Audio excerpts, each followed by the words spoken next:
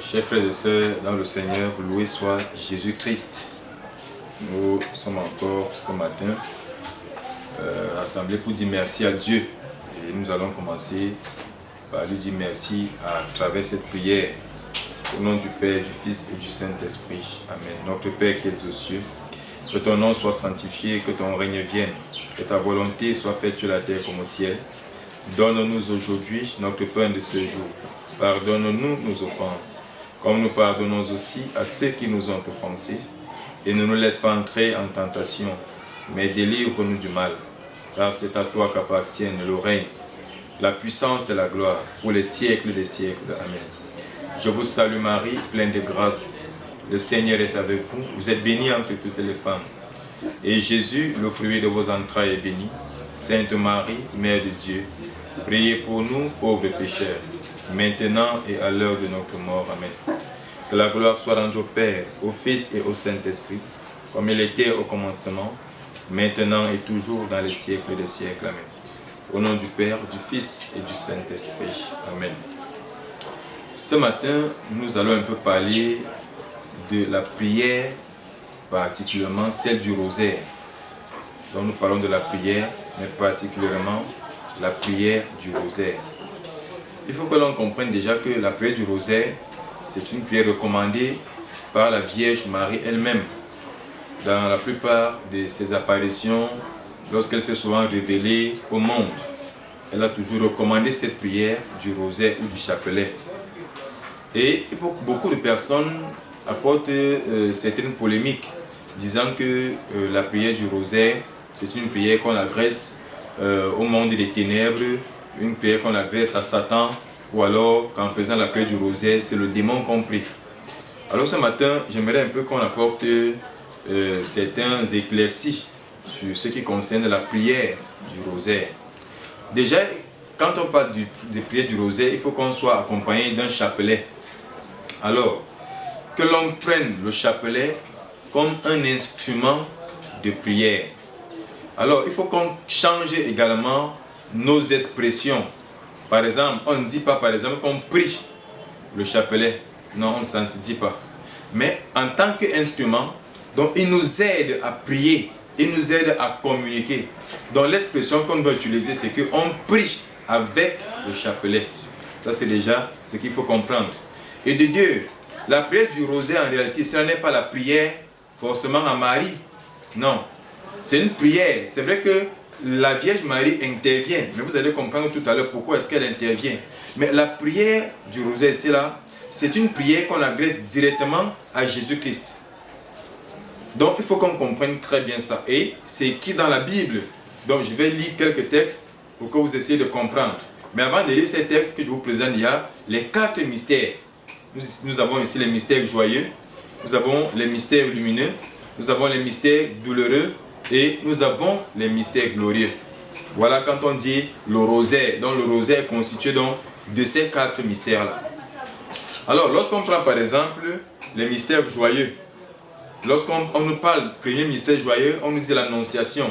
C'est très biblique et je vais lire. Et l'ange lui dit, sois sans crainte Marie, car tu as trouvé grâce auprès de Dieu. Voici que tu concevras dans ton sein et enfanteras un fils, et tu l'appelleras du nom de Jésus. Il sera grand et sera appelé Fils du Très-Haut. Nous retrouvons ça dans le livre de Luc, chapitre 1er, du verset 31e au verset 32e. Donc, ça c'est le mystère joyeux. Donc, on voit donc qu'on nous parle, ça c'est dans la Bible. Donc, en méditant donc sur ces mystères-là, on comprend qu'on s'adresse directement à Jésus lui-même. Donc, on essaie un peu de revenir sur la vie de Jésus sur terre. Donc, on médite sur sa présence dans le monde à travers ces mystères-là. On a le mystère, deuxième mystère joyeux par exemple, qui est la visitation. Écoutez la lecture. Béni es-tu entre les femmes, et béni est le fruit de ton sein. Oui, bienheureuse celle qui a cru à l'accomplissement de ce qui était dit de la part du Seigneur. Nous avons ce passage dans Luc chapitre 1er du verset 42e au verset 45e. Le troisième mystère joyeux, c'est la nativité. Pendant qu'ils étaient à Bethléem, elle mit au monde un fils, son premier-né. Elle l'enveloppa de linge et coucha dans une crèche. Et nous avons cela Luc chapitre 2, du verset 6e au verset 7e. Et le quatrième mystère joyeux, la présentation de Jésus au temple. Puis le moment vint pour Joseph et Marie d'accomplir la cérémonie de purification qu'ordonne la loi de Moïse. Ils amenèrent alors Jésus au temple de Jérusalem pour le présenter au Seigneur. Nous avons dans Luc chapitre 2 au verset 22. Alors le cinquième mystère joyeux ici, c'est Marie retrouve Jésus resté au temple. Il advint au bout de 3 jours qu'ils le trouvèrent dans le temple, assis au milieu des docteurs, les écoutant et les interrogeant. Et tous ceux qui l'entendaient étaient stupéfaits de son intelligence et de ses réponses. Dans Luc, au chapitre 2, du verset 46e au verset 47e. Donc nous voyons déjà qu'à partir du mystère joyeux, tout est écrit dans la Bible, mes frères. N'apportons pas souvent la confusion là où il n'en faut même pas. Et c'est pareil pour les mystères lumineux, le deuxième mystère du rosaire, les mystères lumineux. Le premier, c'est le baptême de Jésus. Il fut baptisé dans le Jourdain par Jean. Et aussitôt remontant de l'eau, il vit les cieux se déchirer et l'Esprit, comme une colombe, descendre vers lui. Une voix vint des cieux. Tu es mon fils bien-aimé, tu as toute ma faveur. Dans Marc, chapitre 1er, du verset 10. Marc, chapitre 1er, au verset 10e. Deuxième mystère lumineux, Jésus se révèle à Cana. Souvenez-vous de Cana, le tout premier miracle. Le miracle est demandé par la Vierge Marie. Donc n'oubliez pas ça. Tel fut le premier des signes de Jésus à Cana de Galilée. Jésus transforma l'eau en vin. Il manifesta sa gloire et ses disciples crurent en lui. Dans Jean chapitre 2 au verset 11e. Alors, le troisième mystère joyeux, lumineux plutôt, c'est ce qu'on appelle la proclamation. Le temps est accompli et le royaume de Dieu est tout proche. Repentez-vous et croyez à l'évangile. Dans Marc chapitre 1er au verset 15. Le quatrième mystère lumineux, l'institution de l'Eucharistie. Puis, prenant du pain, il rendit grâce, le rompit et le donna en disant, « Ceci est mon corps, donné pour vous, faites cela en mémoire de moi. » Dans Luc chapitre 22 au verset 19e. Donc l'Eucharistie, c'est là les gens qui s'amusent avec, qui profanent les sacrements. On ne blague pas l'Eucharistie parce que c'est biblique. Donc les gens qui vont dire, oh, vous mangez le pain, on vous dit que c'est ça qui donne la vie, c'est monté, c'est descendu. Mais Jésus même a pris, il a rompu cela. Et il a rendu cela, ça dit sacré. Donc c'est pourquoi quand on dit les sacrements là, dans le sacrement, il y a aussi le terme sacré, le mot sacré. On ne blague pas avec mes frères. Donc il y a les erreurs à ne plus commettre. Quand on est dans l'ignorance, oui, on peut comprendre. Mais lorsqu'on connaît déjà, lorsqu'on est déjà une personne avisée, on doit comprendre qu'on doit faire très très attention avec la parole de Dieu qui nous est enseignée. C'est vrai, beaucoup de personnes peuvent enseigner cette parole-là comme ils veulent, comme ils entendent. Mais il faut rester dans l'authenticité de la parole de Dieu. Nous allons prendre les mystères douloureux qui sont ici la passion de Jésus. Le premier mystère, c'est quoi? C'est l'agonie de Jésus. Alors, Jésus parvient avec eux à un domaine appelé Gethsémani.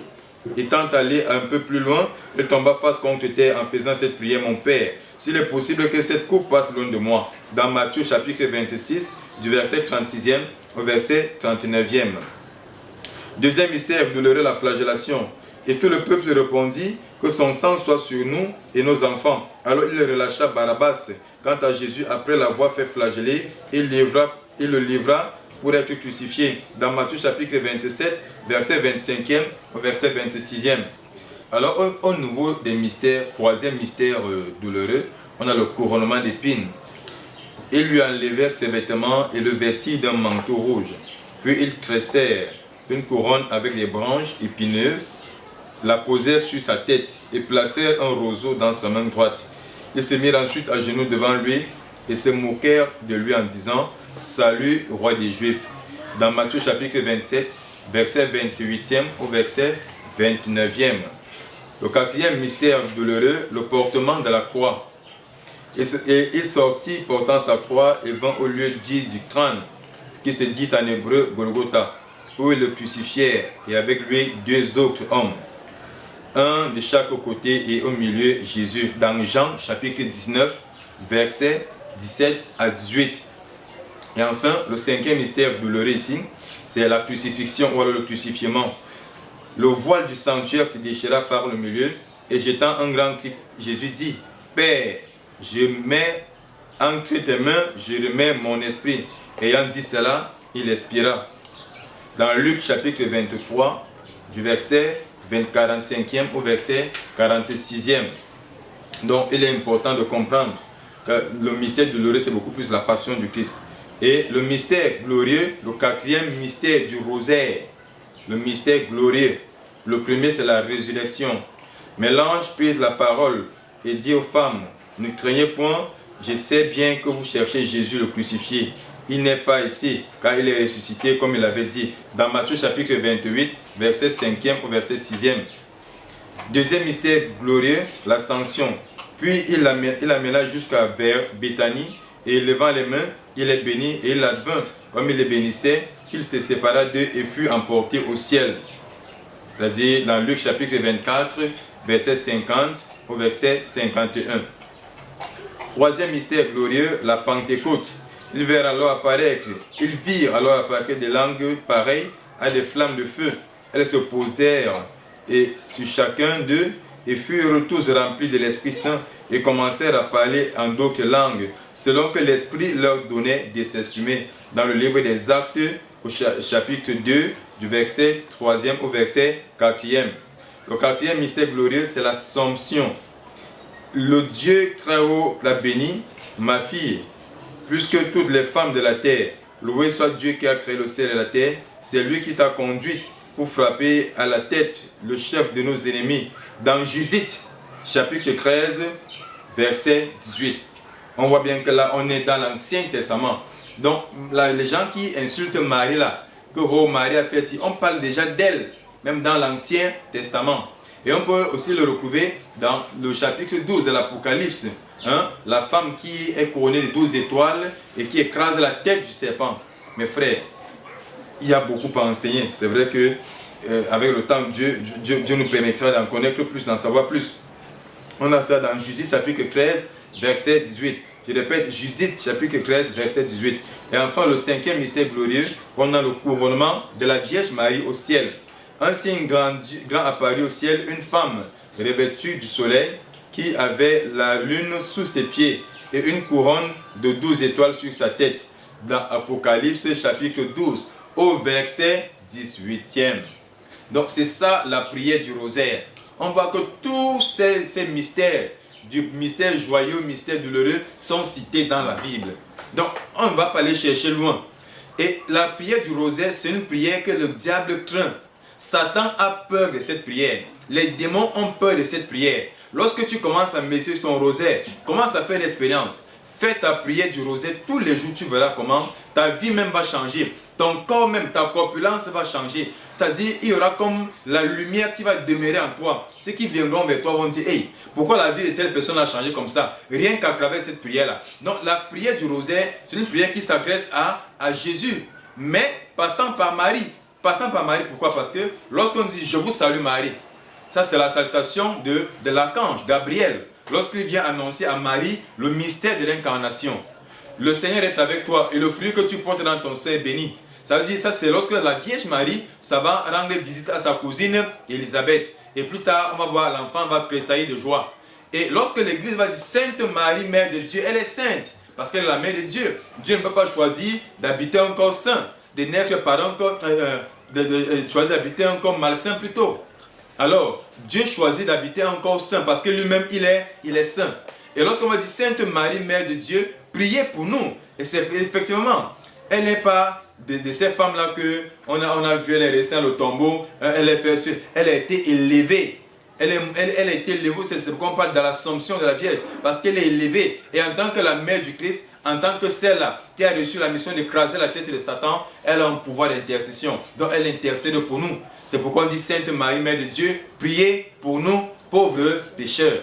Donc la prière du Je vous salue Marie là même, c'est une prière également biblique. C'est une prière révélée. Et il faut comprendre une chose, c'est que la Bible là, mes frères, ce n'est pas tout le monde qui peut comprendre la Bible. Ce n'est pas tout le monde qui peut interpréter la Bible. C'est pourquoi il y a tellement de confusion.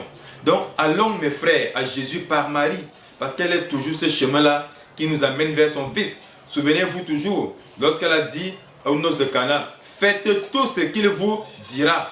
Elle n'a pas dit faites tout ce que je vous dirai. Elle a dit faites tout ce qu'il vous dira. Donc faites tout ce que le fils de Marie plutôt nous dira. Donc et le fils de Marie, c'est qui c'est? C'est Jésus-Christ qui est notre Seigneur et qui est notre Sauveur. Alors j'aimerais que ce matin tu commences à faire, dès ce matin, tu commences à faire ta prière du rosaire. Que tu commences à faire ta prière du chapelet de tous les jours. Et tu verras comment Dieu va te bénir. Il se souviendra de toi. Loué soit Jésus-Christ.